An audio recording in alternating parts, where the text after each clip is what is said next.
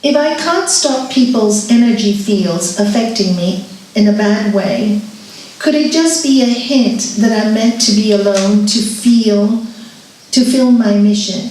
I would like that. Wow, you've answered your question. I'm meant to be alone to fulfill my mission. What is your mission? If that's what you want, if you feel that's what you would like, then you're meant to be alone. If that's what you like. But you can't stop people's energy fields. But you can stop it affecting you in a bad way. That you can easily do.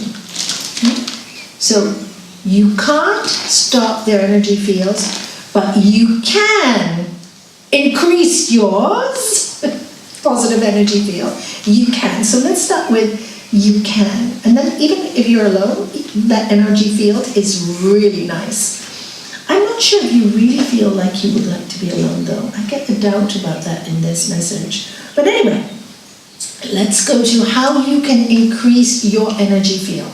So you can't control somebody else's. We already talked about that. How do you increase your own? How do you increase your own?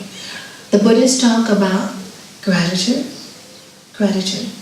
So gratitude is a really powerful tool. You see what happens when you're focusing on somebody's negative energy field. You're not grateful for anything because your mind is clouded. Instead of closing them off, you've allowed them in. So you are now as negative as they are. As negative as they are. First, learn to see that. Because it's affecting you in a bad way. You've become negative. So, stop worrying about the other person. You better look at yourself now. And say, I have become negative. I'm only what's going on in my mind? I'm only thinking about somebody else's bad energy. Oh my God, that means I'm doing this. I'm pointing one finger there and 4 fingers back at me. I can't see what I'm doing myself. I need to look at me. My field has become so low that I'm actually thinking I really want to be alone. I don't want to be in contact. That means I'm getting a little depressed. I'm getting a little depressed. So what should I do to build it up? Gratitude. Start to see what you do have. What you do have. What is nice about your nature. Thank you, Shanti. Yes, what is nice about your nature? What gifts do you have? Start to build those up. Don't let the beauty that is you die because somebody else is negative. Work on yourself. What are my gifts? Everybody has gifts. So, gratitude prayer. Meditate every morning on who am I again. Build your energy field. Do some hatha yoga classes. They will help. Walk by the grass barefooted. It builds your energy field. Have some massages. That is really good to take out the negative energy. Talk to positive people, happy people. Be around Sangha. Build up. You need a lot of friendliness towards the happy. Be friendly towards the happy to build up your energy field. Stay away from anybody negative. And if they tell you, hi, welcome. And if they tell you, oh, I need your help. And go, at the moment I need my own help. I'm no good to anybody if I'm negative. I'm not good to anybody if my energy is low. I need to help myself first. And that's the truth. If your energy is low, you can help no one. So build yourself up. Laugh a lot. I think laughter is the best medicine. So keep laughing, keep smiling. I tell many people who are depressed, of course there are many relationships. They always feel one person is more negative than the other. I said, well, just go in the mirror every day and make yourself laugh.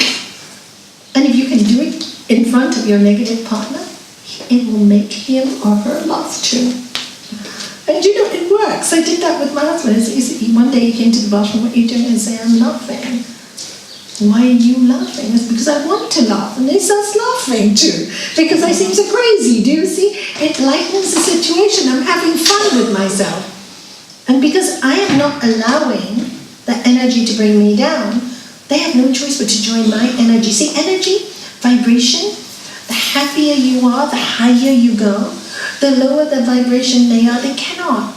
Either they come up or you will have to, they will walk away from you. And you know, this used to happen a lot when we had, when I first started teaching yoga. I used to have people with very kind of low energy in the early days. Nobody knew about yoga. So I had a lot of Catholics come to challenge me purposely or, you know, put me off. So I used to come in with really negative questions or say something horrible. And I just remember what my master used to say. Or this poem. I didn't know this poem, but just ignore, disregard the wicked, you know. And so I did this. And some of the students would say, oh, Nami, why didn't you say something? We need to get them out. I said, no. We don't need to get them out. I say, I believe in a universal God, so I go, God sent them. Energy sent them to test us. So they are staying, and nobody's to hurt them, nobody's to do them any harm, and nobody's to tell them off. Really, in 1 or 2 weeks, they never come back. Because they couldn't deal with the positive. They just couldn't deal with it. Also once in the early days, somebody wrote a horrible letter about me in the Gibraltar Chronicle, the newspaper. And then all the students said to me, oh, Nani, this is not true what they're writing about. I said, don't give it energy. Don't give it energy. And you know what? Somebody who only came to my talk once wrote back for all of us.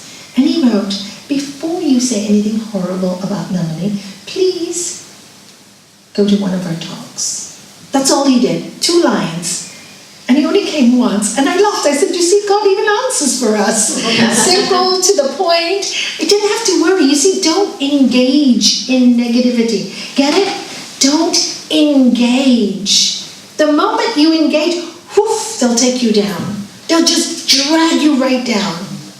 So get strong in yourself. Get strong in yourself. Be around positive people. That is so important. And not the time to be alone. Because, and if you like that in the future, God bless you, may you, it's fun to be alone. I love to be alone. But when you have this negative energy fields in your mind, even when you're alone, you will just that will keep going on in your mind. So fix your mind first. And then when your mind is so happy, you can be alone as much as you want. And you'll be really joyful. But to be alone now would not serve your mission, because you might end up bitter. This is my suggestion, you know. And we don't want another bitter person in this world. We want joyous people. And if you're alone, you want to be praying for the world and wishing everybody well, and getting up in the morning and thinking, I want to, you know, bless this person, they're suffering. You want to be like that if you're alone. Otherwise, if you're alone with, so negative, you'll be a horrible person. So, I hope I answered that question. How do you deal with a control freak in a group of people? Confront as a group if all agree against the one, or speak to that person individually? Oh, you find many of these. First of all, how do you deal with it? Take them aside first. Take them aside first and tell them, you know, look, you're trying to control. Everybody's getting really disturbed by this. You know, I know you feel bad. I don't mean to hurt you. But the way you control things, it's just nobody wants to be around you. I'm telling you because I care. If they don't hear you, and that may very well happen, then the next thing to use is a group. And really think you are not there to hurt that person, but you are there to help that person. And do it in love, and say, and if they get angry and walk away, say, we love you, we're just telling you the truth. Because sometimes control freaks just love to control. And when they love to control, they destroy their lives because nobody wants to be around them. I would take them individually and tell them. I've had to do that many, many times in my life. When I have run yoga courses many, many times, or been in courses, you always find that somebody wants to be the boss of all. Even in many committees, I've been in many, many committees that you have these people. You tell them.